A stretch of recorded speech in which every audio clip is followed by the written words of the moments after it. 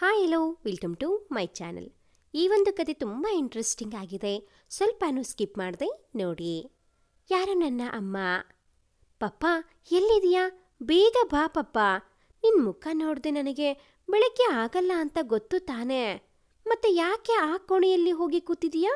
ಬೇಗ ಬಾ ಎಂದು ಕರೆ ತುಂಡರಿಸಿದ ನಿಹಾರಿಕಾ ಹಾಸಿಗೆಯಿಂದ ಇನ್ನೂ ಎದ್ದೇ ಇರಲಿಲ್ಲ. ಆಗಲೇ ಬಾಗಿಲಲ್ಲಿ ಕಾಫಿ ಲೋಟ ಹಿಡಿದು ನಿಂತಿದ್ದ ರಮಣ ಮುಗುಳ್ನಗುತ್ತಾ, ಎಲ್ಲೂ ಹೋಗಿಲ್ಲ ಮಗಳೇ, ನಿನಗೆ ಕಾಫಿ ಮಾಡ್ತಾ ಇದ್ದೆ. ಇನ್ನೂ ಹಾಸಿಗೆಯಿಂದ ಹೇಳೋ ಮನಸ್ಸಿಲ್ವಾ? ಸಮಯ ನೋಡು, ಆಗಲೇ 9 ಆಗಿದೆ ಎಂದು ಅವಳ ಹಾಸಿಗೆ ಬಳಿ ಬಂದು ಅವಳ ತಲೆ ಸವರುತ್ತಿದ್ದದ್ದೇ ತಡ. ಎದ್ದು ಕುಳಿತ ನಿಹಾರಿಕಾ, ಪಪ್ಪ ಬೇಗ ಎಬ್ಬಿಸ್ಬೇಕು ಅಲ್ವಾ? ನೋಡಿ, ನಾನು ತಯಾರಾಗೋದು ಯಾವಾಗ? ಕಾಲೇಜ್ ತಲುಪೋದು ಯಾವಾಗ? ನಿಮ್ಮ ಮುದ್ದು ನನಗೆ ಜಾಸ್ತಿ ಆಗಿದೆ. ಒಬ್ಬಳೆ ಮಗಳು ಅಂತ ಇಷ್ಟೊಂದು ಪ್ರೀತಿ ಮಾಡೋದಾ? ಎಂದು ಹಾಸಿಗೆಯಿಂದ ಎದ್ದು ಸೀದಾ ಹೋಗಿದ್ದೆ ಬಚ್ಚಲು ಮನೆಗೆ. ಆ ವಿಶಾಲವಾದ ಬಚ್ಚಲು ಮನೆ ಒಂದು ಕೋಣೆಯಷ್ಟು ದೊಡ್ಡದಿದೆ. ತನ್ನ ಒಳ ಉಡುಪು ಹಾಗೆ ಕಾಲೇಜು ಸಮವಸ್ತ್ರವೆಲ್ಲ ನೀಟಾಗಿ ನೇತಾಕಿರುವುದನ್ನು ನೋಡಿ ಈ ಕೆಲಸ ಮಾಡೋಕೆ ಕೂಡ ನನ್ನ ಅಪ್ಪ ಸೀತಮ್ಮನಿಗೆ ಹೇಳ್ತಾರೆ. ಆದರೂ ಇವತ್ತು ಬುಧವಾರ ಅನ್ನೋದು ಮರ್ತಿದ್ದಾರೆ ಅನ್ಸುತ್ತೆ. ಅದಕ್ಕೆ ಮತ್ತೆ ಸಮವಸ್ತ್ರ ಇಟ್ಟಿರೋದು ಎಂದು ಮನದಲ್ಲೇ ಅರುಹಿದಳು.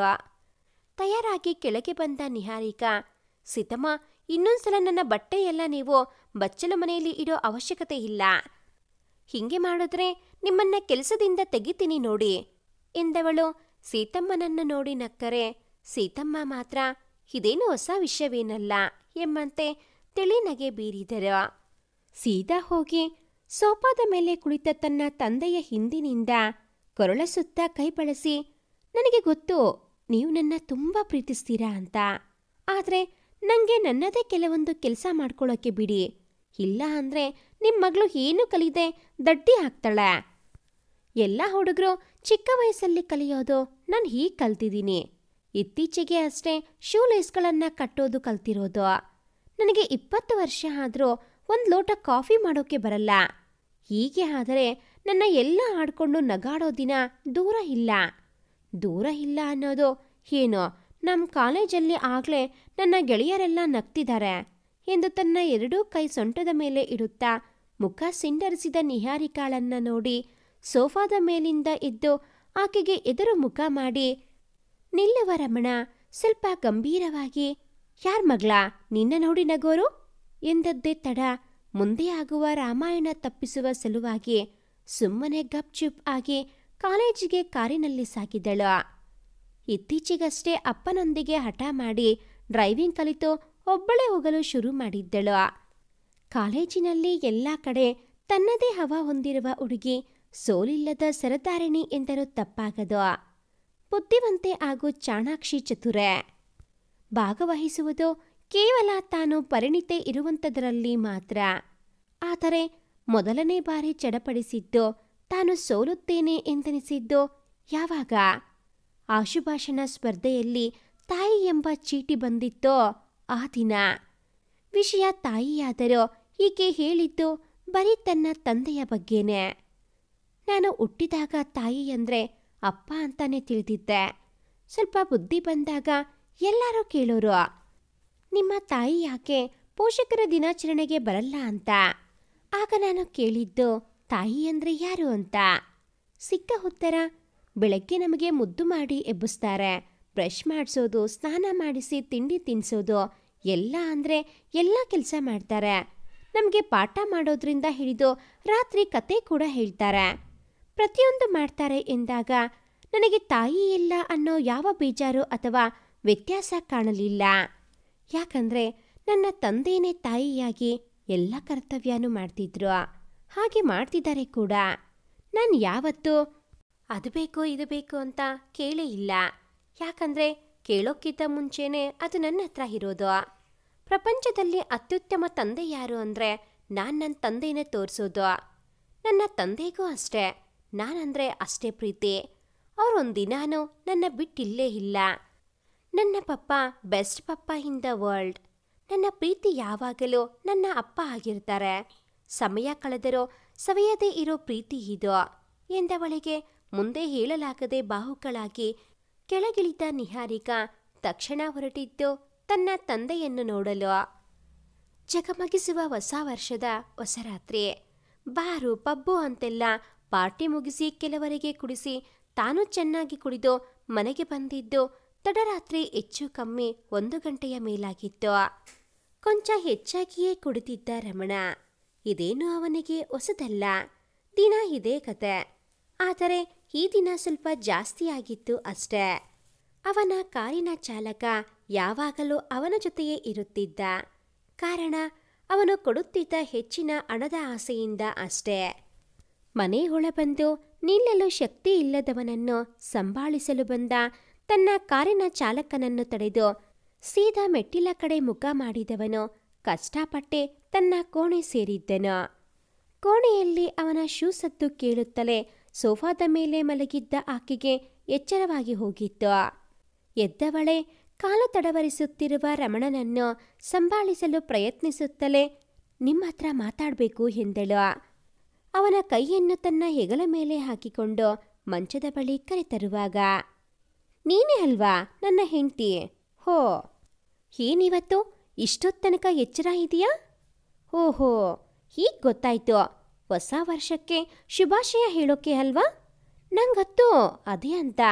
ಹ್ಯಾಪಿ ನ್ಯೂ ಇಯರ್ ಬೇಬಿ ಎಂದು ತಡವರಿಸುತ್ತಾ ನಡೆಯುತ್ತಿದ್ದವನನ್ನು ಮಂಚದ ಮೇಲೆ ಕೂರಿಸುತ್ತಾಳೆ. ಕೂರಿಸಿ ಇನ್ನೇನು ಅವನ ಶೂ ಕಳಚಬೇಕೆನ್ನುವಷ್ಟರಲ್ಲಿ ವಾಕ್ ವಾಕ್ ಎಂದು ಅವಳ ಸೆರಗಿನ ಮೇಲೆಯೇ ವಾಂತಿ ಮಾಡಲು ಶುರುವಿಟ್ಟುಕೊಂಡಿದ್ದ ರಮಣ. ಒಬ್ಬನೇ ಬಚ್ಚಲಿಗೆ ಹೊರಟವನು ತನ್ನನ್ನು ತಾನು ಸಂಭಾಳಿಸಿಕೊಳ್ಳಲಾಗದೆ ಅವಳ ಕೈ ಹಿಡಿದೆಳೆದು ಅವಳ ಸಹಾಯದಿಂದ ಬಚ್ಚಲಿನೆಡೆಗೆ ಅವಳೊಂದಿಗೆ ಹೋಗುತ್ತಾನೆ.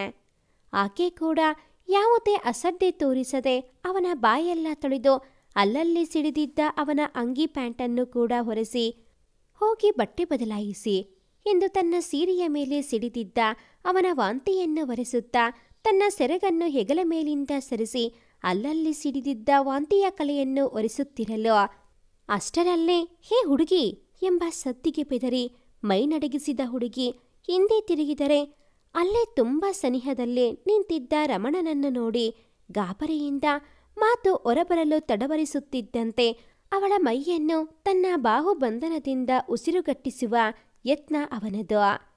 ಕೊಸರಾಟದಿಂದ ಬಿಡಿಸಿಕೊಳ್ಳುವ ವ್ಯರ್ಥ ಪ್ರಯತ್ನ ಅವಳದು. ಕಣ್ಣು ತುಂಬಿದ್ದರೂ ಅವಳ ಅಪ್ಪಣೆ ಇಲ್ಲದೆ ಹೊರಬರುವಂತಿಲ್ಲ.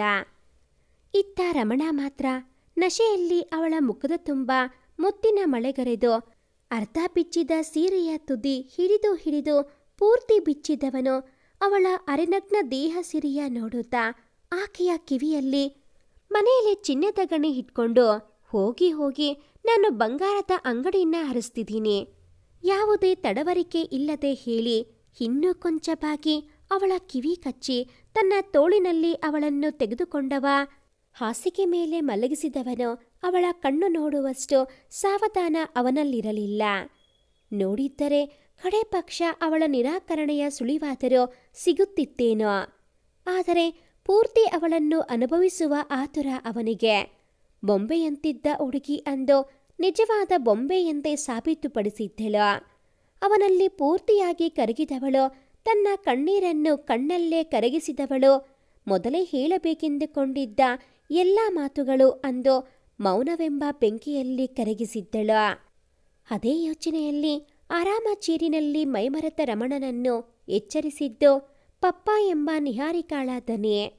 ಯಾಕೆ ಮಗಳೇ, ಇಷ್ಟು ಬೇಗ ಕಾಲೇಜ್ನಿಂದ ಬಂದೆ ಎಂದು ಕಣ್ಣೊರೆಸಿಕೊಳ್ಳುತ್ತಾ ಕೇಳಿದ್ದ ರಮಣನನ್ನು ಅಪ್ಪಿದ ನಿಹಾ, ಲವ್ ಯು ಪಪ್ಪ. ಹಾಗೆ ಹಿಂದೆ ಸರಿದು, ಪಪ್ಪ, ಜೀವನದಲ್ಲಿ ಅಮ್ಮ ಇರಲೇಬೇಕಾ? ನನಗೆ ಯಾವತ್ತೂ ಅವ್ರು ಬೇಕು ಅಂತ ಅನಿಸಿಲ್ಲ ಪಪ್ಪ. ಯಾಕಂದರೆ ನೀನು ಬೆಸ್ಟ್ ಬೆಸ್ಟ್ ಬೆಸ್ಟ್ ಪಪ್ಪ. ನನಗನ್ಸುತ್ತೆ ನಿನ್ನಂಥ ಅಪ್ಪ ಇಲ್ಲದೆ ಇರೋವರಿಗೆ ಅಮ್ಮನ ಅವಶ್ಯಕತೆ ಇದೆ ಅಂತ ಎಂದು ಅಲ್ಲುಗಿಂಜುತ್ತಾ ಹೇಳಿದವಳಿಗೆ ಕೈ ಹಿಡಿದು ಸವರುತ್ತಾ ಕುರ್ಚಿಯ ಮೇಲೆ ಕೂರಿಸಿದ ರಮಣ, ಇಲ್ಲ ಮಗಳೇ, ಅವರಿಗೆಲ್ಲ ತಂದೆ ತಾಯಿ ಇಬ್ಬರ ಪ್ರೀತಿನೂ ಸಿಗ್ತಿದೆ. ಆದರೆ ನಿನಗೆ ಇಬ್ಬರ ಪ್ರೀತಿನೂ ನನ್ನ ಒಬ್ಬನಿಂದಾನೇ ಸಿಗ್ತಿದೆ ಅಷ್ಟೇ ಎಂದ ರಮಣನಿಗೆ ಕೆನ್ನೆ ಮೇಲೆ ಮುತ್ತಿಟ್ಟ ನಿಹಾ, ಏನೋ ಗೊತ್ತಿಲ್ಲ ಪಪ್ಪ, ಆದರೂ ನೀವು ಗ್ರೇಟ್ ಪಪ್ಪ. ಈಗಲೇ ಇಷ್ಟು ಚೆನ್ನಾಗಿದ್ದೀರಾ, ಇನ್ನಾವಾಗ ಏನು ಸಖತ್ತಾಗಿರಬೇಕು. ಇನ್ನೊಂದು ಮದುವೆ ಆಗ್ಬೋದಿತ್ತು, ಆದರೂ ನನಗೋಸ್ಕರ ನೀವು ಒಬ್ಬರೇ ಇದ್ದೀರಲ್ಲ, ಅದಕ್ಕೆ ನೀವಂದ್ರೆ ನನಗೆ ಇನ್ನೂ ಪ್ರೀತಿ ಜಾಸ್ತಿ ಎಂದೇಳುತ್ತಾ ಹಾಗೆ ಕೋಣೆಯಿಂದ ಹೊರ ಹೋದವಳು ಬಾಗಿಲಲ್ಲಿ ಅರ್ಧ ಬಗ್ಗಿ, ಈಗಲೂ ನೀವು ಹ್ಞೂ ಅನ್ನಿ, ಹುಡುಗಿರ ಕ್ಯೂ ನಿಲ್ಲಿಸ್ತೀನಿ ಎಂದು ಕಣ್ಣು ಹೊಡೆದು ರೂಮಿನತ್ತ ಹೊರಟಳು.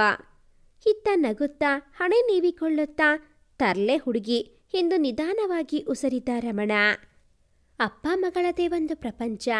ಅಲ್ಲಿ ಮತ್ತೊಬ್ಬರ ಆಗಮನಕ್ಕೆ ನಿಷೇಧವೇರಿದಂತಿದೆ ಅವರಿಬ್ಬರ ಪ್ರೀತಿ. ರಾತ್ರಿ ಊಟಕ್ಕೆ ಕುಳಿತಾಗ ಬಡಿಸುವ ಕೆಲಸ ಯಾವಾಗಲೂ ರಮಣನದೇ. ಸಂಜೆ 7ರ ಮೇಲೆ ಆ ಮನೆಯಲ್ಲಿ ಅವರಿಬ್ಬರದೇ ಸಾಮ್ರಾಜ್ಯ. ಎಲ್ಲ ಕೆಲಸದಾಳುಗಳು ತಮಗಾಗಿ ರಮಣ ನೀಡಿರುವ ಆಶ್ರಯದಲ್ಲಿ ವಿಶ್ರಮಿಸುತ್ತಾರೆ. ಡೈನಿಂಗ್ ಟೇಬಲ್ ಮೇಲೆ ಕುಳಿತ ನಿಹಾ, ಪಪ್ಪ ಅದು ಎಂದು ಶುರುವಾದ ಗಾಡಿ ಮುಂದೆ ಹೋಗಲೇ ಇಲ್ಲ. ಕೊನೆಗೆ ಊಟಕ್ಕೆ ಬಡಿಸುತ್ತಿದ್ದ ರಮಣನೇ ಸೋತು, ಏನು ಯಾರನ್ನಾದರೂ ಪ್ರೀತಿಸ್ತಿದೆಯಾ ಹೇಗೆ ಎಂದದ್ದೇ ತಡ ಮುಖ ಸಿಂಡರಿಸಿದ ನಿಹಾ, ಇಲ್ಲ ಪಪ್ಪ, ಆದರೆ ಸ್ವಲ್ಪ ದಿನದ ಹಿಂದೆ ಒಂದು ಹುಡುಗ ನನ್ನ ಹಿಂದೇನೆ ಬಿದ್ದಿದ್ದಾನೆ. ನಾನು ಅವನಿಗೆ ಹೇಳಿದ್ದೀನಿ, ನೋಡು ನನಗೆ ಇದೆಲ್ಲ ಇಷ್ಟ ಇಲ್ಲ, ನನ್ನ ಪಪ್ಪ ನೋಡೋ ಹುಡುಗನ್ನ ಮದುವೆ ಆಗೋದು ಅಂತ. ಅದಕ್ಕೆ ನಿಮ್ಮ ಮನೆಗೆ ಬಂದು ಮಾತಾಡ್ತೀನಿ ಅಂದಿದ್ದಾನೆ ಎಂದು ತಲೆ ತಗ್ಗಿಸಿದಳು. ನಿಹಾರಿಕಾಳ ನಿರೀಕ್ಷೆಯಂತೆ ರಮಣ ಖುಷಿಯಾಗಿದ್ದ. ಯಾಕೆ ಮಗಳೇ, ನಿಂಗೆ ಇಷ್ಟ ಇಲ್ವಾ ಅಥವಾ ಬೇರೆ ಏನಾದರೂ ಸಮಸ್ಯೆನಾ? ಅಥವಾ ನಾನು ಒಪ್ಪಲ್ಲ ಅನ್ನೋ ಭಯ ಏನಾದರೂ ಇದೆಯಾ? ಹೇಳು.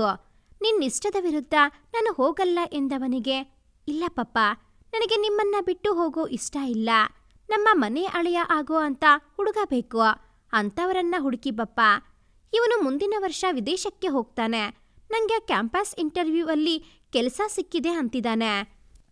ಇನ್ನೊಂದು 2-3 ವರ್ಷ ನಿನ್ನ ಓದು ಮುಗಿದ ಮೇಲೆ ಅಲ್ಲೇ ಇರ್ಬೋದು, ಹಾಗೆ ಹೀಗೆ ಅಂತ ಹೇಳ್ತಿದ್ದಾನೆ. ನೀವು ಒಪ್ಕೋಬೇಡಿ ಪಪ್ಪ ಎಂದು ಸೊರಸರ ಎನ್ನುತ್ತಾ ಅಷ್ಟೋ ಇಷ್ಟೋ ಬಂದ ಕಣ್ಣೀರನ್ನು ಒರೆಸುತ್ತಿದ್ದಾಳೆ. ಇದೆಲ್ಲವೂ ನಮ್ಮ ಸಮಾಜದ ನಿಯಮಗಳು. ಎಲ್ಲ ಹೆಣ್ಣು ಮಕ್ಕಳು ಒಂದಲ್ಲ ಒಂದು ದಿನ ತವರು ಬಿಟ್ಟು ಹೋಗಲೇಬೇಕು. ಹಾಗಂತ ನಾನೇನು ನಿನಗೆ ಈಗಲೇ ಮದುವೆಯೆಲ್ಲ ಮಾಡಲ್ಲ. ಒಳ್ಳೆ ಹುಡುಗ ಸಿಗ್ಬೇಕು, ನೀನವನನ್ನ ಒಪ್ಕೋಬೇಕು. ಇನ್ನೂ ಸಮಯ ಇದೆ, ಈಗಲೇ ತಲೆ ಕೆಡಿಸ್ಕೋಬೇಡ ಎಂದು ತನಗೆ ತೋಚಿದ ರೀತಿಯಲ್ಲಿ ಸಮಾಧಾನಿಸಿದ. ಅದೇ ಮೊದಲನೇ ಬಾರಿ ಅನ್ಸುತ್ತೆ ನಿಹಾರಿಕಾ ತನ್ನ ತಾಯಿನ ನೆನೆದಿದ್ದು. ಅದು ತನ್ನ ಮದುವೆ ಎಂಬ ಮಾತು ಬಂದಿದ್ರಿಂದ. ಅಪ್ಪ ಒಂಟಿ ಆಗ್ತಾರೆ ಅನ್ನೋ ಕಾಳಜಿ ಮೇಲೆ. Papa, mom must be very lucky ಅಲ್ವಾ? ನಿನ್ನಂಥ ಹುಡುಗ ಸಿಗ್ಬೇಕು ಅಂದ್ರೆ 7 ಜನ್ಮದ ಪುಣ್ಯ ಮಾಡಿರ್ಬೇಕು. ನೀವು ಎಷ್ಟು ಮೃದು ಸ್ವಭಾವ. ನನ್ನನ್ನೇ ಇಷ್ಟು ಪ್ರೀತಿಸೋರು ನನ್ನ ತಾಯಿನ ಎಷ್ಟು ಪ್ರೀತಿ ಮಾಡಿರ್ಬೇಕು. ಹಾಗಿದ್ದ ಮೇಲೆ ನೀವ್ಯಾಕೆ ಇನ್ನೊಂದು ಮದುವೆ ಆಗಬಾರ್ದು? ನಾನು ತಮಾಷೆಗೆ ಹೇಳ್ತಾ ಇಲ್ಲ, ಯೋಚನೆ ಮಾಡಿ. ನನಗೆ ನನ್ನ ಮದುವೆಗಿಂತ ಮುಂಚೆ ನಿಮ್ಮ ಮದುವೆ ಮಾಡೋ ಆಸೆ ಎಂದವಳ ಮಾತಿಗೆ, ಊಟ ಮಾಡು ಕಂದ ಎಂದು ಹೇಳಿದವನ ಕಣ್ಣಲ್ಲಿ ಈ ವಿಷಯ ಇಲ್ಲಿಗೆ ನಿಲ್ಲಿಸು ಎನ್ನುವ ಮನವಿ ಇತ್ತು.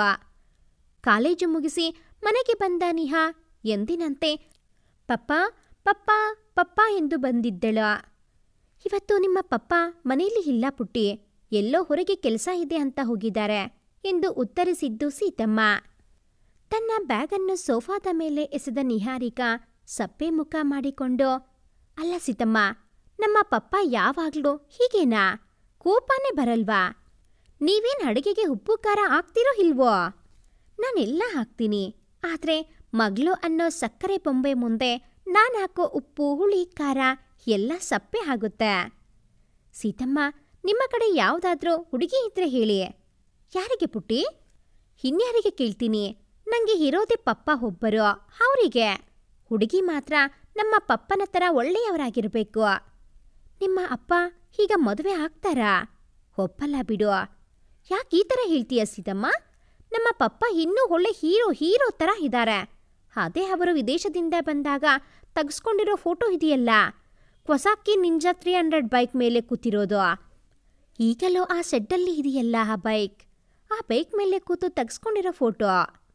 ಆ ಫೋಟೋ ನೋಡಿದ್ರೆ ನಮ್ಮ ಪಪ್ಪನ ಥರ ಇರೋ ಕಡಕ್ಕಾಗಿ ಕದರಾಗಿರೋ ಒಂದು ಹುಡುಗ ನಮ್ಮ ಕಾಲೇಜಲ್ಲಿ ಇಲ್ಲ. ಆಗಿನ ಸಮಯದಲ್ಲೇ ಅರ್ಧ ಕಾಲೇಜ್ ಹುಡುಗಿರು ಹರಕೆ ಹೊತ್ತಿರ್ತಾರೆ ಇಂಥ ಹುಡುಗನೇ ಸಿಗ್ಲಿ ಅಂತ. ನೀವು ನೋಡಿದ್ರೆ ನಿಮ್ಮ ಅಪ್ಪ ಒಪ್ತಾರಾ? ನಾನು ಒಪ್ಪಿಸ್ತೀನಿ, ನೀವವರನ್ನ ಒಪ್ಪಿಸಿ. ಹೇಗಿದ್ರೂ ಅವರನ್ನ ಚಿಕ್ಕ ವಯಸ್ಸಿನಿಂದ ನೋಡ್ಕೊಂಡು ಬಂದಿದ್ದೀರಾ. ಹಾಗೆ ಮೇಲೆದ್ದ ನಿಹಾ ಹಲ್ಲಿನಿಂದ ಉಗುರು ಕಡಿಯುತ್ತಾ ಕೇಳಲೋ ಬೇಡವೋ ಎಂಬಂತೆ, ಸೀತಮ್ಮ ಏನು ಕೇಳ್ತೀನಿ, ನೀವು ಉತ್ತರ ಕೊಡಬೇಕು ಎಂದು ಸಿರಿದಳು. ಕೇಳಿ ಪುಟ್ಟಿ. ಅದು ಪಪ್ಪ ಮತ್ತೆ ನಮ್ಮ ಅಮ್ಮ ಪ್ರೀತಿ ಮಾಡಿ ಮದುವೆ ಆಗಿದ್ದ ಅಥವಾ ಮನೆಯಲ್ಲಿ ನೋಡಿ ಮದುವೆ ಮಾಡಿಸಿದ್ದ? ಕೊಂಚ ನಿಧಾನವಾಗಿ ಕೇಳಿದ್ದಳು. ಅಷ್ಟರಲ್ಲೇ ಬಾರದ ಕೆಮ್ಮನ್ನು ಭರಿಸುತ್ತಾ ಒಳಬಂದ ರಮಣ, ಎರಡೂ ಅಲ್ಲ, ಮತ್ತೆ ನನಗೆ ಇನ್ನೊಂದು ಮದುವೆ ಮಾಡೋ ಯೋಚನೆಯೆಲ್ಲ ಮಾಡೋದು ಬಿಟ್ಟು ಓದೋ ಬಗ್ಗೆ ಗಮನ ಹರಿಸು. ಮೊದಲ ಬಾರಿ ನಿಹಾರಿಕಾಳಿಗೆ ಆಜ್ಞೆ ಮಾಡಿದ್ದ. ಇದಾದ ಒಂದೆರಡು ದಿನ ನಿಹಾ ಕೋಪ ಮಾಡಿಕೊಂಡಿದ್ದು ನಿಜ. ಹಾಗೆ ರಮಣ ಅವಳನ್ನು ಮುದ್ದು ಮಾಡಿ ಒಲೈಸಿದ್ದು ಸತ್ಯ. ಕಾಲೇಜಿನ ಕ್ಯಾಂಟೀನ್ನಲ್ಲಿ ತನ್ನ ಗೆಳತಿಯ ಜೊತೆ ಕೂತಿದ್ದರೋ ಮನಸ್ಸು ಮಾತ್ರ ತನ್ನ ತಂದೆಯ ಸುತ್ತಲ್ಲೇ ಸುತ್ತುತ್ತಿದೆ. ಹೇ ನಿಹಾ, ಯಾವ ಹೀರೋ ಬಗ್ಗೆ ಯೋಚನೆ ಮಾಡ್ತಿದೀಯಾ? ಹಾಗೇನಿಲ್ಲ ರಮ್ಯಾ, ಅದೇ ಹೇಳ್ದೆ ಅಲ್ವಾ, ನಮ್ಮ ಪಪ್ಪನ ವಿಷಯ. ನಿನ್ಗೇನು ಅನಿಸ್ತಿದೆ? ಇನ್ನೇನನ್ಸುತ್ತೆ, ನಿನ್ನೆಲ್ಲೋ ಅನಾಥಾಶ್ರಮದಿಂದ ತಂದಿರಬೇಕು. ನಿಮ್ಮ ಅಪ್ಪಂಗೆ ಮದ್ವೆನೇ ಆಗಿಲ್ಲ ಅನಿಸುತ್ತೆ. ಜೋರಾಗಿ ನಗಲು ಶುರು ಮಾಡಿದ್ದ ರಮ್ಯಾ ಸುಮ್ಮನಾಗಿದ್ದು ಗಂಭೀರವಾಗಿ ಯೋಚಿಸುತ್ತಿದ್ದ ನಿಹಾರಿಕಾಳ ಮುಖ ನೋಡಿದ ಮೇಲೆಯೇ, ಹೇ, ನಾನ್ ತಮಾಷೆ ಮಾಡಿದ್ದು ಎಂದಳು. ನಿಜ ಹೇಳ್ಬೇಕಂದ್ರೆ ನನಗೂ ಹಾಗೆ ಅನಿಸ್ತಿದೆ. ಏನೇ ಹಿಂಗೆ ಹೇಳ್ತಿದೀಯಾ? ಹೂನೇ. ಹೌದೇ, ಯಾರೇ ಆಗಲಿ ಮಗಳಿಗೆ ತನ್ನ ತಾಯಿ ಫೋಟೋ ತೋರ್ಸಲ್ವಾ? ಇವತ್ತಿಗೂ ನಿನ್ನ ಹತ್ರ ಒಂದು ದಿನಾನೂ ಅವ್ರ ಬಗ್ಗೆ ಮಾತಾಡಿಲ್ಲ ಅಂತೀಯ? ನೀನ್ ದೊಡ್ಡ ದಡ್ಡಿ ಕಣೆ. ಒಂದು ದಿನಾನೂ ಅಮ್ಮನ ಬಗ್ಗೆ ಕೇಳಲಿಲ್ವಾ? ಏನು ಹೇಳಬೇಕು? ನಿಮ್ಮ ಅಪ್ಪ ನಿಮ್ಮ ಅಮ್ಮನ ನೆನಪಿಸ್ಕೊಂಡು ಬೇಜಾರಾಗಿಲ್ಲ, ಅತ್ತಿಲ್ಲ ಅನ್ನೋ ಫೀಲ್ ಈಗ ಆಗ್ತಿದೆ ಮೇಡಮ್ಗೆ. ಇಲ್ವೇ, ಇದು ಇವತ್ತಿನ ದಿನದಿಂದ ಬಂದಿರೋ ಯೋಚನೆ ಅಲ್ಲ. ಸ್ವಲ್ಪ ದಿನದ ಹಿಂದೆ ನಾನು ಪಪ್ಪ ಮಾಲ್ಗೆ ಹೋದಾಗ ರಂಜಿತ್ ಅನ್ನೋರು ಸಿಕ್ಕಿದ್ರು. ಹಾಯ್ ರಮ, ನೀನು ರಮಣನೇ ತಾನೇ? ಹೇಗೂ ಇದೆಯಾ? ಎಷ್ಟು ವರ್ಷ ಆಯಿತು ನಿನ್ನ ನೋಡಿ? ನಾನು ಚೆನ್ನಾಗಿದ್ದೀನಿ. ನೀನು ಹೇಗಿದೆಯೋ? ಪತ್ತೇನೇ ಇಲ್ಲ. ಫಾರಿನ್ ಹೋದ ತಕ್ಷಣ ನಾವ್ಯಾರೂ ನೆನಪೇ ಇಲ್ಲ ಅಲ್ಲ ಅಂತ ಮುಗಳ್ನಗುತ್ತಲೇ ಉತ್ತರಿಸಿದರು ನಮ್ಮ ಪಪ್ಪ. ಇವಳ್ಯಾರೋ ಒಳ್ಳೆ ರಮಾ ಇದ್ದಾಗೆ ಇದ್ದಾಳೆ. ರಮಾ ಮದುವೆ ಆಯ್ತಾ? ನಿಮ್ಮಿಬ್ಬರ ಮದುವೆ ಆಗಿದೆ ಅಂತ ನ್ಯೂಸ್ ಬಂತು, ಆದರೆ ನಾನು ನಂಬಲಿಲ್ಲ. ನೀನ್ ಮದುವೆ ಆಗ್ತೀಯಾ ಅಂತ ಅನ್ಕೊಂಡೇ ಇರಲಿಲ್ಲ. ಸಾಧ್ಯನೇ ಇಲ್ಲ ಅನ್ಕೊಂಡೆ. ಇಲ್ಲಿ ನೋಡಿದ್ರೆ ಎಂದು ಆಶ್ಚರ್ಯಭರಿತ ಕಣ್ಣುಗಳಲ್ಲೇ ಕೇಳಿದ್ದ. ರಮ್ಯಾ ಅದಾದ ಮೇಲೆ ಪಪ್ಪಾನೋ ನನ್ನ ಶಾಪಿಂಗ್ ಅಂತ ಬಿಟ್ಟು ಅವರಿಬ್ಬರು ಬೇರೆ ಹೋದ್ರು. ಎದುರುಗಡೆ ನನ್ನ ಪಪ್ಪ ಇದ್ರು. ಅವನ್ಯಾರೋ ಇನ್ನೊಬ್ಬ ರಮಣನ ಬಗ್ಗೆನೇ ಹೇಳ್ತಿದ್ದಾನೆ. ನಾನು ಯಾರೋ ಬೇರೆ ರಮಣನ ಮಗಳು ಅನ್ನೋ ಥರ. ಪಪ್ಪಾನು ಏನೂ ಹೇಳಿಲ್ಲ. ನನಗೆ ಅದೇ ಬೇಜಾರಾಗಿದ್ದು. ಹಾಗಿದ್ರೆ ನನ್ನ ಪಪ್ಪ ಅವರಲ್ವಾ ಅನ್ನೋ ಯೋಚನೆ ಪಟ್ಟಂತ ಬಂದೋಯ್ತು. ಇದೆಲ್ಲದಕ್ಕೂ ಉತ್ತರ ಬೇಕು ಅಂದರೆ ನನ್ನ ತಾಯಿ ಯಾರು ಅಂತ ತಿಳ್ಕೋಬೇಕು ಎಂದವಳೆ ದೀರ್ಘಶ್ವಾಸ ತೆಗೆದುಕೊಂಡಳು. ನಿನ್ ತಾಯಿ ಬದುಕಿದ್ರೆ? ಸಹಜ ಕುತೂಹಲದಿಂದ ರಮ್ಯಾ ಪ್ರಶ್ನಾರ್ಥಕವಾಗಿ ಕಣ್ಣನ್ನು ಅರಳಿಸಿ ಕೇಳಿದ್ದಳು. ಗೊತ್ತಿಲ್ಲ ಕಣೆ ಎಂದು ಸಿರಿದಳು. ಮನದಲ್ಲಿ ನನ್ನ ಯಾಕೆ ಬಿಟ್ಟೋದ್ರು ಅನ್ನೋ ಪ್ರಶ್ನೆ ಇತ್ತು. ಶನಿವಾರ ಕಾಲೇಜಿಗೆ ರಜೆ ಹಾಕಿದವಳು ಚಿಂತಿಸುತ್ತಿದ್ದದ್ದು ಎಲ್ಲಿಂದ ಶುರು ಮಾಡಲಿ? ಒಂದೇ ಒಂದು ಸಣ್ಣ ಸುಳಿವೂ ಇಲ್ಲ. ಹೀಗಿದ್ದಾಗ ದಾರಿ ಎಲ್ಲಿಂದ ಸಿಗತ್ತೆ? ಪಪ್ಪನ ಕೇಳಿದ್ರೂ ಲಾಭ ಇಲ್ಲ. ಇನ್ನ ಸೀತಮ್ಮ ಅವ್ರು ಏನೂ ಹೇಳಲ್ಲ. ಏನ್ ಮಾಡೋದು ಎಂದು ಮೆಟ್ಟಿಲು ಇಳಿಯುತ್ತಾ ಬಂದವಳು, ಹೇ ಮಿಸ್ಟರ್ ದುರ್ಯೋಧನ, ನೀನೇನಿಲ್ಲಿ ಎಂದವಳ ಕಣ್ಣಿಗೆ ಕಂಡಿದ್ದು ಕಡತದ ಹಾಳೆ ಜೋಡಿಸುತ್ತಾ ನಿಂತಿದ್ದವ. ಹಲೋ ಮಿಸ್ ದ್ರೌಪದಿ, ನಂದು ಅದೇ ಪ್ರಶ್ನೆ. ನೀನೇನಿಲ್ಲಿ? ಯಾರೋ ದ್ರೌಪದಿ? ನಿಮ್ಮಜ್ಜಿ. ನಮ್ಮನೆಗೆ ಬಂದು ನನ್ನೇ ಕೇಳ್ತೀಯಾ? ಯಾಕೆ, ನಿಂಗೆ ಗೊತ್ತಿಲ್ವಾ ನಮ್ಮನೆ ಅಂತ? ಹಾಗಿದ್ರೆ ನಿನಗೆ ನನ್ನ ಹೆಸರು ಸೌರಭ್ ಅಂತ ಗೊತ್ತಿಲ್ವಾ? ಏನು, ಕಾಲೇಜ್ ಚಕ್ಕರ್ ಹಾಕಿದೀಯಾ ಅನ್ಸುತ್ತೆ? ಖುಷಿ ಪಡು, ದುಶ್ಯಾಸನ ಅಂತ ಕರೆದಿಲ್ಲ. ಮೆಲ್ಲಗೆ ಎತ್ತಲು ನೋಡುತ್ತಾ ಕಿವಿ ಹಿಂದೆ ಕೈ ಬೆರಳಾಡಿಸುತ್ತಾ ಉಸಿರಿದಳು. What you mean? What you understand? ಸರಿ, ಇದೆಲ್ಲ ಬಿಡು. ಏನು ಬಂದಿದ್ದು? ಸರಿ, ಏನೋ ಕೆಲಸ ಹೇಳಿದ್ರು, ಹಾಗಾಗಿ ಬಂದಿದ್ದೆ. ಕೆಲಸ ಆಯಿತು, ಹೊರಟೆ. ಯಾವ ಸರ್? ಇನ್ಯಾರೋ? ರಮಣ ಸರ್. ನಿಮ್ಮ ಆಫೀಸಲ್ಲೇ ನಾನು ಕೆಲಸ ಮಾಡೋದು. ಸರಿ ಬಿಡು, ಪಪ್ಪ ಎಲ್ಲಿ? ಎಷ್ಟೊತ್ತಿಗೆ ಬರ್ತಾರೆ? ಯಾಕೆ, ನಿಂಗೆ ಗೊತ್ತಿಲ್ವಾ? ಗೊತ್ತಿದ್ರೆ ನೀನು ಯಾಕೆ ಕೇಳ್ತಿದ್ದೆ? ಎಂದಳು ವ್ಯಂಗ್ಯವಾಗಿ. ಅವರು ಪ್ರತಿ ಶನಿವಾರ ಹೋಗೋ ಕಡೆನೇ ಹೋಗಿರ್ತಾರೆ. ಅಂದ್ರೆ ನಂಗೂ ಗೊತ್ತಿಲ್ಲ, ಆದರೆ ನಾನು ಕೆಲಸಕ್ಕೆ ಸೇರ್ದಾಗ್ನಿಂದಾನೋ ಪ್ರತಿ ಶನಿವಾರ ಎಲ್ಲೋ ಹೋಗ್ತಾರೆ. ನಾನು ಕೇಳಿಲ್ಲ, ಅವರು ಹೇಳಿಲ್ಲ. ಯಾರನ್ನು ಕರ್ಕೊಂಡು ಹೋಗಲ್ಲ, ಅವರೇ ಗಾಡಿ ಓಡಿಸೋದು. ನಿಂಗೆ ಗೊತ್ತಿರಬೇಕು. ಆಹಾ, ಸರಿ ಸರಿ, ನೀನು ಹೊರಡು ಎಂದವಳ ಮನದಲ್ಲಿ ಉತ್ತರವಿಲ್ಲ. ಸೋಮವಾರ ಕಾಲೇಜಿನ ಕ್ಯಾಂಟೀನ್ನಲ್ಲಿ ಎಂದಿನಂತೆ ಕುಳಿತಿದ್ದಳು. ಇಂದು ನಿಹಾರಿಕಾಳ ಮುಖದಲ್ಲಿ ಆ ಹಳೆ ಉತ್ಸಾಹ ಇಲ್ಲ. ಹೇ ನಿಹಾ, ಯಾವ ಹುಡುಗ ಕನ್ಸಲ್ ಬಂದಿದ್ದ? ಇಷ್ಟೊಂದು ಯೋಚನೆ ಮಾಡ್ತಿದೀಯಾ ಎಂಬ ರಮ್ಯಾದನಿ ನಿಹಾರಿಕಾಳನ್ನ ಎಚ್ಚರಿಸಿತ್ತು. ಇನ್ಯಾರ ಬಗ್ಗೆ? ಆ ದುರ್ಯೋಧನ. ಏನು, ನಮ್ಮ ಸೀನಿಯರ್ ದುರ್ಯೋಧನ ಬಗ್ಗೆನಾ? ಹೇ, ಕನ್ಸಲ್ಲೆಲ್ಲ ಬಂದಿಲ್ಲ ಕಣೆ, ಮನೆಗೆ ಬಂದಿದ್ರು. ಹೆಣ್ ಕೇಳೋಕ, ನೀನೇನಂದೆ? ಆಶ್ಚರ್ಯದಲ್ಲಿ ಕೇಳಿದಳು ರಮ್ಯಾ. ಮಂಗ, ಆಫೀಸ್ ಕೆಲಸದ ಮೇಲೆ. ಅಯ್ಯೋ, ಅಷ್ಟೇನಾ? ನಾನೇನೋ ಅನ್ಕೊಂಡೆ. ನೀನ್ಯಾಕೆ ಅದಕ್ಕೆ ಇಷ್ಟೊಂದು ಯೋಚನೆ ಮಾಡ್ತಿದೀಯಾ? ನಾನ್ಯಾಕೆ ನಮ್ಮ ಅಮ್ಮನ ಬಗ್ಗೆ ತಿಳ್ಕೊಳ್ಳೋಕ್ಕೆ ಅವರ ಸಹಾಯ ತಗೋಬಾರ್ದು? Good idea. ಹೇಗೂ ಅವರು ನಿಮ್ಮ ಪಪ್ಪನ ಆಫೀಸ್ನಲ್ಲೇ ಕೆಲಸ ಮಾಡೋದು. ಆಸ್ಪತ್ರೆಯಲ್ಲಿ ರಿಸೆಪ್ಷನಿಸ್ಟ್ ಬಳಿ ಮಾತನಾಡುತ್ತಾ ನಿಂತಿದ್ದ ನಿಹಾಗೆ ಕಂಡಿದ್ದು ಅವಳ ನೇರಕ್ಕೆ ಬರುತ್ತಿದ್ದ ಧನಂಜಯ್ ಅವರು. ಒಂದೆರಡು ಕ್ಷಣ ಯೋಚಿಸಿದವಳು ಸೀತಾ ಅವರ ಮುಂದೆ ಹಾಜರಾಗಿ ಹಾಯ್ ಅಂಕಲ್ ಎಂದಾಗ ಪ್ರತಿಯಾಗಿ ಹಲೋ ನಿಹಾರಿಕಾ ಪುಟ್ಟ, ಆರಾಮ? ಅಪ್ಪ ಹೇಗಿದ್ದಾರೆ ಎಂದ ಧನುಂಜಯರವರ ದನಿಯಲ್ಲಿ ಗಾಬರಿ ಇತ್ತು. ಹಾಗೆ ರಮಣನ ಮೇಲಿನ ಕಾಳಜಿ ಕಾಣುತ್ತಿತ್ತು. ಎಲ್ಲ ಆರಾಮು, ಆದರೆ ನನ್ನ ಗೆಳತಿ ಪ್ರಾಜೆಕ್ಟ್ ವರ್ಕ್ ಕೆಲಸದ ಮೇಲೆ ಇಲ್ಲಿಗೆ ಬಂದಿದ್ದೆ. ನನಗೆ ಏನೇ ಸಹಾಯ ಇದ್ರೂ ಮಾಡೋಕ್ಕೆ ನೀವು ಸ್ವಲ್ಪ ಅವರಿಗೆ ಹೇಳಿ, ಆಗ ಸುಲಭ ಆಗುತ್ತೆ ಎಂದ ನಿಹಾ ಕಣ್ಣಲ್ಲಿ ವಿನಂತಿ ಇತ್ತು. ಫೋನ್ ತೆಗೆದವರು ಯಾರೊಂದಿಗೋ ಫೋನಿನಲ್ಲಿ ಮಾತಾಡಿದರು. ಅಷ್ಟರಲ್ಲೇ ಬಂದ ಯುವಕನನ್ನು ತೋರಿಸುತ್ತಾ, ಇವನ ಹೆಸರು ಪವನ್ ಅಂತ, ನನ್ನ ಅಂಡರಲ್ಲಿ ಬರ್ತಾನೆ. ಇವನಿಗೆ ಎಲ್ಲ ಗೊತ್ತು. ಏನೇ ಸಹಾಯ ಇದ್ರೂ ಇವನನ್ನ ಕೇಳಿ ಮಾಡ್ತಾನೆ. ಸರಿ, ನನಗೆ ಲೇಟ್ ಆಗುತ್ತೆ, ಹೊರಡ್ತೀನಿ. ಬಾಯ್ ಪುಟ್ಟ. ಹಾಗೆ ನಿಮ್ಮ ಅಪ್ಪನ ಕೇಳ್ದೆ ಅಂತ ಹೇಳು. ಬಾಯ್ ಪವನ್ ಎಂದು ಹೊರಟರು. ನಿಮ್ಮ ಹೆಸರು ನಿಹಾರಿಕಾ ತಾನೇ? ನನ್ನ ಹೆಸರು ಪವನ್ ಎಂದು ನಿಹಾರಿಕಾ ಕಡೆ ಸ್ನೇಹ ಹಸ್ತ ಚಾಚಿದವನ ಎಡೆಗೆ ಗೊತ್ತು ಎಂದಷ್ಟೇ ಹೇಳಿ ತಿಳಿನಗು ಬೀರಿದಳು. ನಿಮ್ಮ ಗೆಳತಿ ಎಲ್ಲಿ ಎಂದ ಪವನ್ಗೆ. ಯಾವ ಗೆಳತಿ ಎಂದು ಕೊಂಚ ಆಶ್ಚರ್ಯವಾಗಿ ಕೇಳಿದ್ದಳು. ಅದೇ ಸರಿ ಹೇಳ್ತಾ ಇದ್ರು, ಏನೋ ನಿಮ್ಮ ಗೆಳತಿಗೆ ಯಾವುದೋ ಎಂದವನ ಮಾತನ್ನು ಅರ್ಧದಲ್ಲೇ ತುಂಡರಿಸಿ, ಅದೆಲ್ಲ ಸುಳ್ಳು, ನನಗೆ ಏನೋ ಕೆಲಸ ಇದೆ, ಅದಕ್ಕೆ ಬಂದೆ. ನಿಜ ಹೇಳಿದ್ರೆ ಪಪ್ಪ ತನಕ ವಿಷಯ ಹೋಗುತ್ತೆ, ಅದಕ್ಕೆ ಎಂದಳು ಬೇರೆಲ್ಲೋ ನೋಡುತ್ತಾ. ಸರಿ, ಈಗ ನನ್ನಿಂದ ಏನಾದರೂ ಸಹಾಯ ಬೇಕಾ? ಹಾ, ಬೇಕು. ಏನಂದ್ರೆ ನನಗೆ 20 ವರ್ಷದ ಹಳೆ ದಾಖಲೆಗಳು ಏನಾದರೂ ಸಿಗುತ್ತಾ ಎಂದವಳೆ ಅವನ ಉತ್ತರದ ನಿರೀಕ್ಷೆಯಲ್ಲಿದ್ದಳು. ಯೋಚಿಸುತ್ತಾ, 20 ವರ್ಷ ಹಳೆದ? ಕಷ್ಟನೇ ಕಣ್ರಿ, ಸಿಗದು. ನಿಮಗೆ ಯಾಕ್ರಿ ಅಷ್ಟು ಹಳೆಯದು? ಏನ್ ಬೇಕು ಅದರಲ್ಲಿ? ಯಾಕೋ ಬೇಕು, ಸಿಗುತ್ತಾ ಹೇಳಿ ಎಂದಳು ಸಿಡಿಮಿಡಿ ಮಾಡುತ್ತಲೇ. ಹಲೋ ಮೇಡಮ್, ನೀವು ಹೇಳೋ ಅಷ್ಟು ಸುಲಭ ಅಲ್ಲ, ಆದರೂ ನಿಮಗೋಸ್ಕರ ತಿಳ್ಕೊಂಡು ಹೇಳ್ತೀನಿ.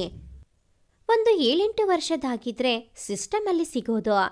ನಿಮಗೆ ಏನು ಕಡತ ಬೇಕು ಅಂದ್ರಿ ಅಲ್ವಾ? ಅಪಘಾತದ ಬಗ್ಗೆನಾ ಅಥವಾ ಏನಾದರೂ ಹಳೆ ಪ್ರಕರಣದ ಬಗ್ಗೆ ಸಂಶೋಧನೆನಾ? ಸ್ವಲ್ಪ ಕುತೂಹಲದಿಂದಲೇ ಕೇಳಿದ ಪವನ್. ಅದ್ಯಾವುದೂ ಅಲ್ಲ, ನನ್ನ ಜನನ ಪ್ರಮಾಣ ಪತ್ರ ಬೇಕಿತ್ತು. ದಯವಿಟ್ಟು ಅರ್ಥ ಮಾಡ್ಕೊಳ್ಳಿ, ನನಗೆ ನನ್ನ ತಾಯಿ ಯಾರು ಅಂತ ಗೊತ್ತಿಲ್ಲ. ನಿಮಗೆ ಇದೆಲ್ಲ ಅರ್ಥ ಆಗಲ್ಲ ಬಿಡಿ ಎಂದವಳೆ ಗೊತ್ತಿಲ್ಲದೆ ಕಣ್ಣೀರಿನ ಮೊರೆ ಹೋಗಿದ್ದಳು. Okay, cool. ಹಾಗಿದ್ರೆ ಖಂಡಿತ ನಾನು ನಿಮಗೆ ಸಹಾಯ ಮಾಡ್ತೀನಿ. ಒಂದು ಕೆಲಸ ಮಾಡಿ, ಇವತ್ತು ಬೇಡ, ನೀವು ಯಾವಾಗಾದರೂ ಆರಾಮಾಗಿ ಇದ್ದಾಗ ನಮ್ಮ ಮನೆಗೆ ಬನ್ನಿ. ಖಂಡಿತ ನನ್ನ ತಾಯಿಯಿಂದ ನಿಮಗೆ ಏನಾದರೂ ಸಹಾಯ ಆಗ್ಬೋದು. ಯಾಕಂದ್ರೆ ಅವರು ಇಲ್ಲಿ ಒಂದು 25-26 ವರ್ಷ ಇದೇ ಆಸ್ಪತ್ರೆಯಲ್ಲಿ ಕೆಲಸ ಮಾಡಿದ್ದಾರೆ. ನೋಡಿ, ನಿಮ್ಮಿಷ್ಟ, ಒತ್ತಾಯ ಏನೂ ಇಲ್ಲ. ತಗೊಳ್ಳಿ ನನ್ನ ಕಾರ್ಡ್, ಫೀಲ್ ಫ್ರೀ ಟು ಕಾಲ್. ಬಾಯ್, ಸ್ವಲ್ಪ ಎಮರ್ಜೆನ್ಸಿ ಇದೆ ಎಂದವನಿಗೆ ಥ್ಯಾಂಕ್ಸ್ ಎಂದಳು. ಕಣ್ಣೀರನ್ನು ಹೊರಿಸುತ್ತಾ ನಗು ತರಲು ಯತ್ನಿಸುತ್ತಿದ್ದಳು. ಗುಡ್ ಮಾರ್ನಿಂಗ್ ಪಪ್ಪ. ಏನು ಬೆಳಗ್ಗೆ ಬೆಳಗ್ಗೆನೆ ಆ ರೂಮಲ್ಲಿ ಇಲ್ದೆ ಇಲ್ಲಿ ನನ್ನ ನೋಡ್ತಾ ಕೂತಿದ್ದೀರಾ ಎಂದಳು. ಏನಿಲ್ಲ, ಇವತ್ತ್ಯಾಕೋ ಮನಸ್ಸು ಸರಿಯಿಲ್ಲ ಎಂದ ರಮಣನಿಗೆ. ಸರಿ ಪಪ್ಪ, ಇವತ್ತು ಎಲ್ಲೂ ಹೋಗದೆ ಮನೆಯಲ್ಲೇ ಆರಾಮಾಗಿರಿ. ನಾನು ನನ್ನ ಫ್ರೆಂಡ್ ಮನೆಗೆ ಹೋಗಿ ಬೇಗನೆ ಬರ್ತೀನಿ. ಎಲ್ಲಾದರೂ ಹೊರಗೆ ಹೋಗೋಣ ಎಂದು ಹಾಸಿಗೆಯಿಂದ ಬೇಗನೆ ಎದ್ದು ತಯಾರಾಗತೊಡಗಿದಳು. ತಯಾರಾಗಿ ಹೊರಟ ನಿಹಾರಿಕಾ ಅವಳ ಪಪ್ಪಾಗೆ ಒಂದು ಮೃದು ಮುತ್ತನಿಟ್ಟು ಹೊರಟಳು. ರಮಣ ಮಾತ್ರ ಲೋಕದ ಪರಿವಿಲ್ಲದೆ ಆರಾಮ ಕುರ್ಚಿಯಲ್ಲಿ ಆಸೀನನಾಗಿದ್ದವನ ತಲೆಯಲ್ಲಿ ನೆನಪಿನ ದಾಳಿ ಪ್ರತಿರೋಧನವಿಲ್ಲದೆ ಸಾಗುತ್ತಿತ್ತು. ಇತ್ತ ಪವನ್ನ ಮನೆ ಹುಡುಕುತ್ತಾ ಹೊರಟ ನಿಹಾಗೆ ಮ್ಯಾಪ್ ಸಹಾಯದಿಂದ ಹುಡುಕುವುದೇನೂ ಕಷ್ಟವಾಗಲಿಲ್ಲ. ಬಾಗಿಲಲ್ಲೇ ಪವನ್ನಿಂದ ಸ್ವಾಗತ ಸಿಕ್ಕಿತು. ಮನೆ ಬಾಗಿಲಲ್ಲೇ ಚಂದದ ಹೂದೋಟ, ಹೊರಗಡೆ ಚಪ್ಪಲಿ ಇಡಲು ವ್ಯವಸ್ಥೆ, ಮನೆಯೊಳಗೆ ಕಾಲಿಟ್ಟ ಕೂಡಲೇ ತಣ್ಣಗಿನ ಅನುಭವ. ಹಳೆಯ ಹಂಚಿನ ಮನೆಯಾದರೂ ಯಾವುದಕ್ಕೂ ಕೊರತೆ ಇಲ್ಲದೆ ಸಿರಿವಂತರ ಮನೆಯಂತೆ ಎಲ್ಲ ಸುವ್ಯವಸ್ಥೆ ಪವನ್ ಮಾಡಿಸಿದ್ದ. ನಾನೀಗೆ ನಿನ್ನೆ ಸಿಕ್ಕಿ ಇವತ್ ಬಂದಿದ್ದು ಯಾಕೋ ಸರಿ ಅನಿಸ್ಲಿಲ್ಲ ಅಲ್ಲ ಎಂದಳು ನಿಹಾರಿಕಾ. ಹಾಗೇನಿಲ್ಲ, ಆದರೂ ರಾತ್ರಿ ನೀವು ಕರೆ ಮಾಡಿ ಇವತ್ ಬರ್ತೀನಿ ಅಂದಿದ್ದು ಕೇಳಿ ಆಶ್ಚರ್ಯ ಆಯಿತು. ಆದರೂ ಗೊತ್ತಿತ್ತು ಅಲ್ವಾ ನಿಮ್ಮ ತಾಯಿ ಹುಡುಕಾಟದಲ್ಲಿ ಇದ್ದೀರಾ ಅಂತ. ಬನ್ನಿ, ಅಮ್ಮನ ಭೇಟಿ ಮಾಡಿಸ್ತೀನಿ ಎಂದೇಳುತ್ತಿರುವಾಗಲೇ ಅವನ ತಾಯಿ ಪ್ರತ್ಯಕ್ಷರಾಗಿದ್ದರು. ನಿಹಾರಿಕಾಳ ಮುಖ ನೋಡುತ್ತಲೇ ಏನೋ ಯೋಚಿಸುತ್ತಾ ಏನನ್ನೋ ನೆನಪು ಮಾಡಿಕೊಳ್ಳುವ ಶತಪ್ರಯತ್ನ ಮಾಡುತ್ತಲೇ ಇದ್ದರು. ಎಲ್ಲೂ ಬಾಯಿ ಬಿಡಲಿಲ್ಲ. ಬಾರಮ್ಮ, ಬಿಸಿ ಬಿಸಿ ರೊಟ್ಟಿ ಅವರೆಕಾಳು ಪಲ್ಯ ಮಾಡಿದ್ದೀನಿ ಎಂದು ಮನಸ್ಫೂರ್ತಿಯಾಗಿ ಕರೆದರು ಪವನ್ನ ತಾಯಿ. ಇಲ್ಲ ಆಂಟಿ, ಹೀಗಿನ್ನೂ ತಿಂಡಿ ಮಾಡಿಕೊಂಡೇ ಬಂದೆ ಎಂದು ಲಗುನಗೆ ಬೀರಿದಳು. ಸರಿ ಸರಿ, ಹೋಗುವಾಗಾದ್ರೂ ತಿನ್ನಲೇಬೇಕು ನೀನು. ನಿನ್ನೆ ನನ್ನ ಮಗ ಹೇಳ್ತಿದ್ದ ನೀನ್ ಬರ್ತೀಯಾ ಅಂತ. ನನ್ನಿಂದ ಏನ್ ಸಹಾಯ ಆಗುತ್ತೆ ಹೇಳು, ಆದರೆ ಖಂಡಿತ ನಾನು ಮಾಡ್ತೀನಿ. ಇತ್ತ ಕಡೆ ರಮಣ ತನ್ನ ಗತಕಾಲದ ನೆನಪಿಗೆ ಸಾಗಿದ್ದ. ಅಂದು ಎಲ್ಲ ಕಡೆ ಅಲ್ಲಲ್ಲಿ ಅರಿದು ಬಿದ್ದಿದ್ದ ಅಲಂಕಾರಿಕ ಕಾಗದದ ಚೂರುಗಳು, ತಿಂಡಿ ತಿನಿಸುಗಳ ಪೊಟ್ಟಣದ ಖಾಲಿ ಕವರ್ಗಳು, ನಿನ್ನೆ ನಡೆದ ಕಾರ್ಯಕ್ರಮದ ಸಾಕ್ಷಿಯಂತೆ ಸುಸ್ತಾಗಿದ್ದ ಹಾಗೆ ಬೇಸರವಾಗಿದ್ದ ಕೆಲ ಮುಖಗಳು. ಅದರ ಜೊತೆ ಕಾಲೇಜ್ ಕೂಡ ಸಪ್ಪೆಯಾಗಿತ್ತು.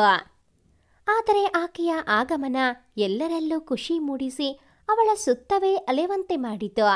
ಏಕೆಂದರೆ ಅಷ್ಟೋ ದಿನದಲ್ಲಿ ಎಂದೂ ತನ್ನ ಗುರುತನ್ನು ತೋರಿಸದ ಆಕೆ ನಿನ್ನೆಯ ಕಾರ್ಯಕ್ರಮದಲ್ಲಿ ತನ್ನ ಚಾಪನ್ನೇ ಮೂಡಿಸಿದ್ದಳು. ಕೆಲವರು ಇಷ್ಟು ದಿನ ಈ ಸೌಂದರ್ಯ ಎಲ್ಲಿ ಅಡಗಿ ಕೂತಿತ್ತು ಅಂತ ಯೋಚಿಸಿದರೆ, ಇನ್ನೂ ಕೆಲವರು ಯಪ್ಪ ಸ್ಟೋಲ್ ದ ಶೋ, ನಮ್ಮ ಕಾಲೇಜಲ್ಲಿ ಇಂಥ ಪ್ರತಿಭೆ ಇದೆಯಾ ಅಂತ ಆಶ್ಚರ್ಯ ಪಟ್ಟವರಿಗೇನೂ ಕಡಿಮೆ ಇರಲಿಲ್ಲ. ಎಂದಿನಂತೆ ಕಾಲೇಜಿನ ಅನತಿ ದೂರದಲ್ಲೇ ಜಲಜಾನ ಇಳಿಸಿ ಸೀದಾ ಹೊರಟು ತನ್ನ ಕೊಸಾಕಿ ನಿಂಜಾ 300 ಬೈಕ್ ನಿಲ್ಲಿಸಿದ್ದು ತನ್ನ ಕಾಲೇಜಲ್ಲಿ ಗೆಳೆಯರ ಗುಂಪು ಕಂಡಾಗ. ಹೆಲ್ಮೆಟ್ ತೆಗೆದು, ಏನ್ರೋ ಬೆಳಗ್ಗೆ ಬೆಳಗ್ಗೆಯೇ ಗುಂಪು ಸೇರಿದ್ದಾರೆ, ಯಾರಾದರೂ VIP ಬಂದಿದ್ದಾರಾ? ಯಾಕಂಗೆ ಅಲ್ಲಿ ಅಷ್ಟೊಂದು ಜನ? ನೀವು ಹೋಗಿ ಬಂದ್ರ ಹೇಗೆ ಎಂದನು ಉಪ್ಪೇರಿಸುತ್ತಾ. ಅಷ್ಟರಲ್ಲಿ ಅವನ ಗೆಳೆಯರಲ್ಲೊಬ್ಬ, ಅದೇ ರಮ, ನಿನ್ನೆ ಆ ಹುಡುಗಿ ನೃತ್ಯ ಪ್ರದರ್ಶನ ಮಾಡಿದ್ಲು ಅಲ್ವಾ, ಎಲ್ಲ ಅವರಿಂದೇನೆ ಬಿದ್ದವೆ. ಅಷ್ಟರಲ್ಲಿ ಇನ್ನೊಬ್ಬ, ನೀನು ಕಾಲೇಜಿಗೆ ಸೇರಿದಾಗ ನಿನ್ನ ಹಿಂದೆ ಕಣ್ಣು ಬಾಯಿ ಬಿಟ್ಕೊಂಡು ನೋಡ್ತಿದ್ರು, ಆದರೆ ಯಾರೋ ಮಾತಾಡ್ಸಿರ್ಲಿಲ್ಲ. ಆದರೆ ಈ ಹುಡುಗಿಗೆ ಹಾಗಲ್ಲ, ಎಲ್ಲ ಕ್ಯೂ ನಿಂತಿದ್ದಾರೆ ಎಂದವರ ಮುಖ ನೋಡುತ್ತಾ ರಮಣನ ಮನದಲ್ಲಿ ಅಸೂಯೆ ಮೂಡಿದ್ದರು. ನಡೀರಿ ನಡೀರಿ, ಅಲ್ಲಿ ನೋಡಿ ಪೂಜಾರಿ ಸರ್ ಹೋಗ್ತವ್ರೆ, ನೀನಿಲ್ಲಿ ಬಾರೋ ಸಾಗರ್, ಚೂರ್ ಕೆಲಸ ಇದೆ ಎಂದ ರಮಣ ಸಾಗರ್ನ ಹೆಗಲ ಮೇಲೆ ಕೈ ಹಾಕಿ ಸೀದಾ ಕ್ಯಾಂಟೀನ್ನ ಒಳಗೆ ನುಗ್ಗಿ ತಮ್ಮ ದೈನಂದಿನ ಟೇಬಲ್ ಪಡೆಯುತ್ತಾ ಅಲ್ಲಿನ ಸರ್ವರ್ ರಾಜುಗೆ 2 ಕಾಫಿ ಹೇಳಿ ಸಾಗರ್ನ ಎದುರಿನ ಕುರ್ಚಿ ಮೇಲೆ ಕೂತು, ಯಾರ ಹುಡುಗಿ ಎಂದನು ಉಬ್ಬೇರಿಸುತ್ತಾ. ಯಾವ ಹುಡುಗಿ ಎಂದನು ಸಾಗರ್. ಜಾಸ್ತಿ ನಾಟಕ ಬೇಡ, ಅದೇ ಎಲ್ಲ ಮಾತಾಡ್ತಿರೋ ಹುಡುಗಿ. ಅವಳು ನೃತ್ಯ ಮಾಡಿದಾಗ ನಾನೆಲ್ಲೋಗಿದ್ದೆ? ಇನ್ನೆಲ್ಲಿ ಹೋಗಿರ್ತೀಯಾ? ಜಲ್ಜಾ ಜೊತೆನೋ ಇಲ್ಲ ಕಾವ್ಯ ಜೊತೆನೋ ರೊಮ್ಯಾನ್ಸ್ ಮಾಡೋಕ್ಕೆ ಹೋಗಿರ್ತೀಯಾ? ಇದೆಲ್ಲ ಇಲ್ಲಿಗೆ ನಿಲ್ಲಿಸೋ. ನಿಮ್ಮ ಅಪ್ಪ ಅಮ್ಮ ವಿದೇಶದಲ್ಲಿ ನಿನ್ನ ಬಿಟ್ಟು ತಪ್ಪು ಮಾಡಿದ್ದಲ್ಲದೆ ಈಗ ನಮ್ಮ ದೇಶದ ಹುಡುಗಿರ್ ಜೀವನ ಹಾಳು ಮಾಡೋಕ್ಕೆ ಬಿಟ್ಟಿದ್ದಾರೆ. ಸರಿ ಹಾಕ್ಬಿಡೋ, ಆ ಹುಡುಗಿ ಹೆಸರೇನು? ನಾನೇನು ಹೇಳ್ತಿದ್ದೀನಿ, ನೀನೇನು ಕೇಳ್ತಿದೀಯಾ? ಆ ಹುಡುಗಿ ನಿನ್ನ ಬಲೆಗೆ ಬೀಳಲ್ಲ, ಅವಳ ಸಹವಾಸ ಹೋಗ್ಬೇಡ. ಆಮೇಲೆ ನಾನು ರಹಸ್ಯವಾಗಿ ಇಟ್ಟಿರೋ ನಿನ್ನ ಮುಖ ಎಲ್ಲರಿಗೂ ಗೊತ್ತಾಗುತ್ತೆ. ಯಾಕೋ ಆ ಹುಡುಗಿ ಜೋರಿದ್ದಾಳೆ ಅನ್ಸುತ್ತೆ. ಏನೋ ಮಾಡೋಕ್ಕೆ ಹೋಗಿ ಇನ್ನೇನೋ ಆಗುತ್ತೆ, ಸುಮ್ಮನಿರು. ಹೆಸರು ಕೇಳಿದ್ದು ಎಂದೆನೋ ತನ್ನ ವ್ಯಂಗ್ಯ ನಗು ಬೀರುತ್ತಾ ರಮಣ. ಇತ್ತ ಕಡೆ ನಿಹಾರಿಕಾ, ಆಂಟಿ, ನಾನು ಹುಟ್ಟಿದಾಗಿನಿಂದ ಇವತ್ತಿನವರೆಗೂ ನನ್ನ ತಾಯಿನ ನೋಡೇ ಇಲ್ಲ. ಕಡೇ ಪಕ್ಷ ಅವ್ರ ಹೆಸರು ಹೇಗಿದ್ರು ಏನೋ ಗೊತ್ತಿಲ್ಲ. ನಮ್ಮ ಅಪ್ಪನ್ನ ಕೇಳಿದ್ರೆ ಬಾಯೇ ಬಿಡಲ್ಲ. ಹೋಗ್ಲಿ, ಅವರು ಬದುಕಿದಾರಾ ಅಥವಾ ಸತ್ತಿದಾರಾ ಅದು ಗೊತ್ತಿಲ್ಲ. ನನಗೆ ಇಷ್ಟು ವರ್ಷ ಏನು ಕಳ್ಕೊಂಡೆ ಅಂತಾನೆ ಗೊತ್ತಾಗ್ಲಿಲ್ಲ. ಯಾಕಂದ್ರೆ ಬರೀ ಪಡ್ಕೊಂಡಿರೋದು ಮಾತ್ರ ನನಗೆ ಹೇಳಿ ನನ್ನ ಕಣ್ಣಿಗೆ ಪಟ್ಟಿ ಕಟ್ಟಿದ್ರು. ನನ್ನ ತಾಯಿ ಅಷ್ಟು ಕೆಟ್ಟವರಾಗಿದ್ರಾ ನನ್ನ ಬಿಟ್ಟು ಹೋಗೋ ಅಷ್ಟು? ಅಥವಾ ನಾನೇ ಪಾಪಿನಾ ಅವ್ರ ಪ್ರೀತಿ ಪಡೀದೇ ಇರೋ ಅಷ್ಟು? ಹೇಳಿ ಅಮ್ಮ, ಯಾವ ತಪ್ಪಿಗೆ ಈ ಶಿಕ್ಷೆ ಎಂದವಳೆ ದುಃಖದಿಂದ ಉಮ್ಮಳಿಸುತ್ತಿದ್ದಳು. ಪುಟ್ಟ, ಅಳ್ಬೇಡ. ನಿನ್ನ ತಾಯಿನ ಹುಡುಕೋ ಪ್ರಯತ್ನದಲ್ಲಿ ಇದೆಯಾ ಅಲ್ವಾ?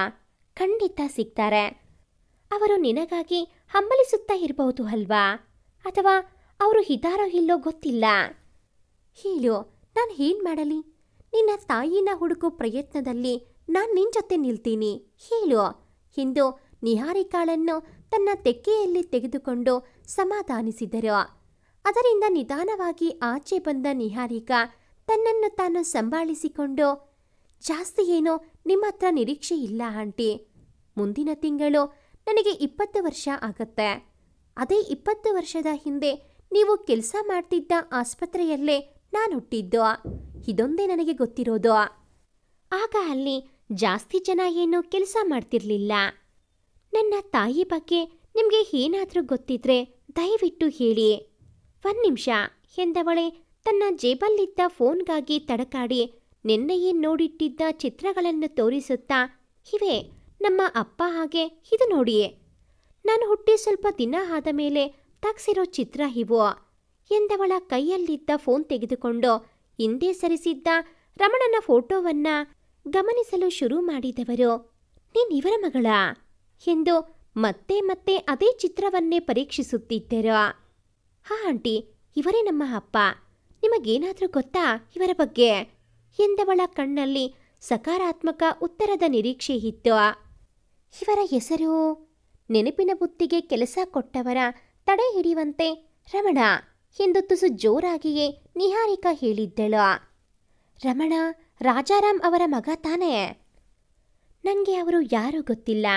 ಹುಟ್ಟಿದಾಗಿನಿಂದ ಬರೀ ಅಪ್ಪ ಒಬ್ಬರೇ ಗೊತ್ತಿರೋದು. ನಾನು ನಿನ್ನ ನೋಡ್ತಿದ್ದ ಹಾಗೆ ಎಲ್ಲೋ ನೋಡಿರೋ ಹಾಗೆ ಅನಿಸ್ತಿತ್ತು. ಅದೇ ಯೋಚನೆ ಮಾಡ್ತಿದ್ದೆ. ಆದರೆ ನಿನ್ನ ತಂದೆ ಚಿತ್ರ ನೋಡ್ತಿದ್ದ ಹಾಗೆ ಎಲ್ಲಿ ನೋಡಿದ್ದೆ ಅಂತ ಗೊತ್ತಾಯ್ತು. ನೀವು ನನ್ನ ಮುಂಚೆನೇ ನೋಡಿದ್ದೀರಾ? ಎಲ್ಲಿ, ಯಾವಾಗ? ನಿನ್ನನ್ನ ಅಲ್ಲ, ನಿನ್ನ ತಾಯಿನ. ನಾನವರನ್ನ ರಮಣ ಅವರ ಮನೆಯಲ್ಲೇ ನೋಡಿದ್ದು. ಅದೇ ಕಣ್ಣು, ಅದೇ ಮೂಗು, ಅದೇ ಮುಖ, ಯಾವ ಬದಲಾವಣೆಯೂ ಇಲ್ಲ. ಹಾಗಿದ್ರೆ ನಾನು ನನ್ನ ತಾಯಿ ಥರ ಇದ್ದೀನಿ. ಖುಷಿಯಲ್ಲಿ ಉತ್ತರಿಸಿ, ದಯವಿಟ್ಟು ಅವರಿಗೆ ಏನಾಯ್ತು? ಎಲ್ಲಿದ್ದಾರೆ? ನಮ್ಮಪ್ಪ ಜೊತೆ ಹೇಗಿದ್ರು? ನಿಮಗೆ ಎಷ್ಟು ಗೊತ್ತಿದೆಯೋ ಅಷ್ಟನ್ನ ಹೇಳಿ. ನಿಜ ಹೇಳ್ಬೇಕಂದ್ರೆ ನನಗೆ ನಿನ್ನ ತಾಯಿ ಬಗ್ಗೆ ಪೂರ್ತಿಯಾಗಿ ಗೊತ್ತಿಲ್ಲ. ಆದರೆ ಮೊದಲನೇ ಸಲ ನಿನ್ನ ತಾಯಿನ ನೋಡಿದ್ದು ನೀನಾಕೆ ಹೊಟ್ಟೆಯಲ್ಲಿ ಇದ್ದಾಗ. ಹೆಚ್ಚು ಕಮ್ಮಿ 3 ತಿಂಗಳಾಗಿತ್ತು ಅನ್ಸುತ್ತೆ. ನಾನಾಕೆನ ವಾರಕ್ಕೊಮ್ಮೆ ನೋಡಿ ಪರಿಶೀಲಿಸಿ ಬರ್ತಿದ್ದೆ. ಕೊನೆಗೆ ದಿನ ನೋಡೋಕೆ ಹೋಗ್ತಿದ್ದೆ. ನನ್ನನ್ನ ರಮಣ ಆದ್ರೆ ನಿನ್ನ ತಾಯಿನ ನೋಡ್ಕೊಳ್ಳೋಕೆ ನೇಮಿಸಿದ್ರು ಎಂದು ನಿಧಾನವಾಗಿ ಹೇಳಿ ಉಸಿರು ತಬ್ಬಿದರು. ಕುತೂಹಲದ ಕಣ್ಣಲ್ಲೇ ಕೇಳುತ್ತಿದ್ದವಳನ್ನೊಮ್ಮೆ ನೋಡಿ ಮತ್ತೆ ಮುಂದುವರಿಸಿದರು. ನಿಮ್ಮ ತಾಯಿ ಯಾವುದೇ ವೈಯಕ್ತಿಕ ವಿಚಾರ ನನ್ನ ಹತ್ರ ಹೇಳ್ತಿರ್ಲಿಲ್ಲ. ನಾನು ಕೇಳ್ತಿರ್ಲಿಲ್ಲ. ದೊಡ್ಡ ಮನೆ ಸುದ್ದಿ ನಮಗ್ಯಾಕೆ ಅಂತ. ಆದರೆ ಒಂದು ಸಲ ಮಾತ್ರ ನಿನ್ನ ತಾಯಿ, ಅಕ್ಕ, ನಂಗೆಲ್ಲಾದ್ರೂ ಬಾಡಿಗೆ ಮನೆ ಇದ್ರೆ ಹೇಳಿ ಅಂದಾಗ ನಾನೇ ಕೇಳಿದ್ದೆ, ಯಾಕೆ ಏನು ಅಂತ. ನಾನು ನನ್ನ ಮಗು ಇಲ್ಲಿ ಜಾಸ್ತಿ ದಿನ ಇರೋಕೆ ಆಗಲ್ಲ, ನಾನು ಬೇರೆ ಎಲ್ಲಾದರೂ ವ್ಯವಸ್ಥೆ ಮಾಡ್ಕೋಬೇಕು ಅಂದಿದ್ರು ಅಷ್ಟೇ. ಹಾಗೆ ಯೋಚಿಸುತ್ತಿದ್ದವರು ಏನೋ ತಟ್ಟನೆ ನೆನಪಾದಂತೆ, ಆದರೆ ಅಲ್ಲಿ ಹೋಗ್ತಿದ್ದ ಅಷ್ಟೋ ದಿನದಲ್ಲಿ ಒಂದು ನನ್ನ ಗಮನಕ್ಕೆ ಬಂದಿತ್ತು. ಈಗಲೂ ಅದು ವಿಚಿತ್ರ ಅನ್ನುತ್ತಿದ್ದಂತೆ, ಏನದು ಎಂದಳು ಕಣ್ಣರಳಿಸಿ. ನನಗೆ ಗೊತ್ತಿರೋ ಹಾಗೆ ನಾನಲ್ಲಿ ಹೋಗಿರೋ ಅಷ್ಟೂ ದಿನದಲ್ಲಿ ನಿನ್ನ ತಾಯಿ ಮತ್ತೆ ರಮಣ ಅವರು ಮಾತಾಡಿದ್ದೇ ನೋಡಿಲ್ಲ. ಹಾಗೆ ಹೆಚ್ಚು ಕಮ್ಮಿ ರಮಣ ಇದ್ದಾಗ ನಿನ್ನ ತಾಯಿ ಮಾತೇ ಹಾಡ್ತಿರ್ಲಿಲ್ಲ. ನನಗೆ ವಿಚಿತ್ರ ಎನಿಸಿತು. ಆದರೆ ನಿನ್ನ ತಂದೆ ಮಾತ್ರ ಯಾವುದಕ್ಕೂ ಕಡಿಮೆ ಮಾಡಿರಲಿಲ್ಲ. ಕೆಲವೊಮ್ಮೆ ನನ್ನ ಕೇಳೋರು, ಅವರಿಗೆ ಏನಾದರೂ ತರಬೇಕಾ ಅಂತ. ಹಾಗೆ ಯಾರನ್ನ ಕೇಳಿ ತರ್ತಿದ್ರು, ಆದರೆ ಎಲ್ಲ ತಂದಿಟ್ಟಿರೋರು. ಏನೂ ಕಡಿಮೆ ಮಾಡಿರಲಿಲ್ಲ. ಇಷ್ಟೇ ಕಂದ ನನಗೆ ಗೊತ್ತಿರೋದು ಎಂದು ದೀರ್ಘ ಉಸಿರು ಹೊರತಪ್ಪಿದರು. ಎಲ್ಲ ಕೇಳಿ ಸ್ವಲ್ಪ ತಿಳಿದ ಖುಷಿ ಇದ್ದರೂ ಪೂರ್ತಿ ವಿಷಯ ತಿಳಿಯದ ಬೇಸರದ ಛಾಯೆ ಇತ್ತು. ಸರಿ ಆಂಟಿ, ಇಷ್ಟು ವಿಷಯ ಹೇಳಿದ್ದಕ್ಕೆ ತುಂಬ ಧನ್ಯವಾದ.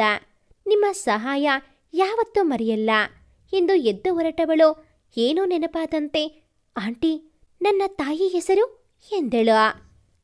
ಇತ್ತ ಅವಳ ಹೆಸರ ನಿರೀಕ್ಷೆಯ ನೆನಪಲ್ಲಿದ್ದ ರಮಣನಿಗೆ ಸಾಗರ್ನಿಂದ ಸಿಕ್ಕ ಉತ್ತರ ಹಾಗೂ ಇತ್ತ ನಿಹಾರಿಕಾಗೂ ಸಿಕ್ಕ ಉತ್ತರ ಒಂದೇ, ಆದರೂ ಬೇರೆ ಬೇರೆ ರೀತಿಯಲ್ಲಿ.